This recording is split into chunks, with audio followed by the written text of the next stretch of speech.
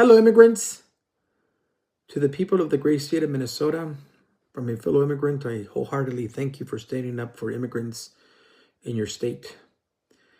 And I'm sure I could speak for immigrants of goodwill here in the United States and all over the world for standing up for immigrants.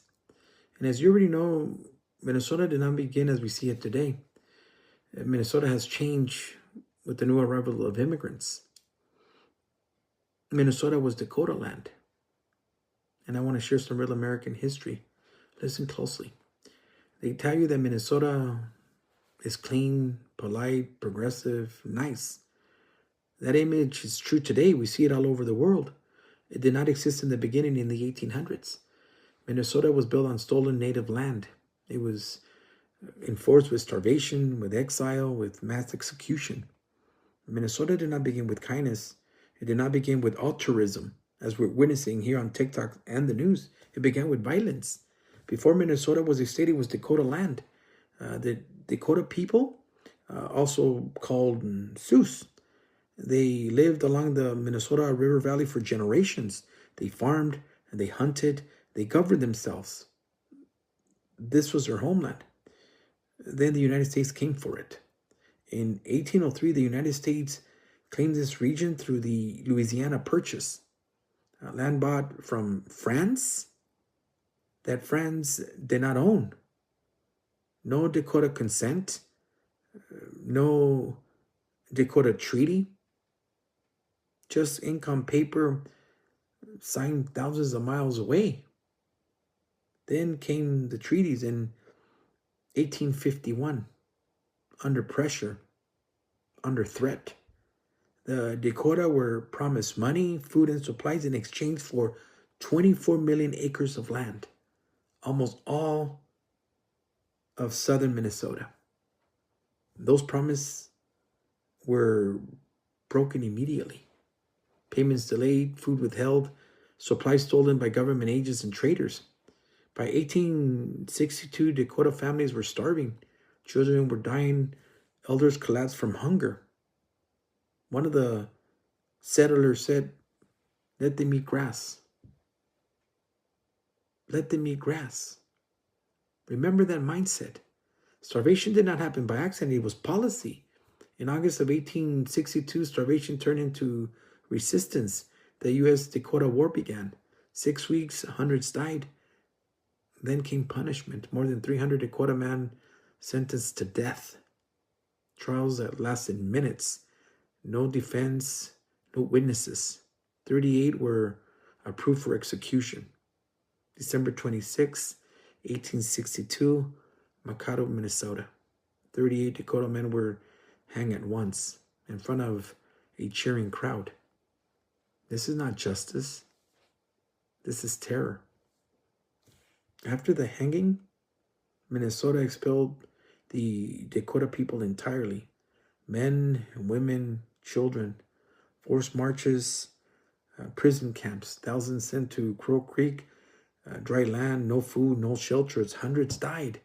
Minnesota paid bounties for Dakota scalps, paid settlers to hunt native people. That is genocide by policy, by law. Minnesota's wealth came from stolen land, its farms, its railroads, its cities. Now fast forward. Minnesota calls itself progressive, but Native people still face poverty, incarceration, and death. Treaty rights are still challenged.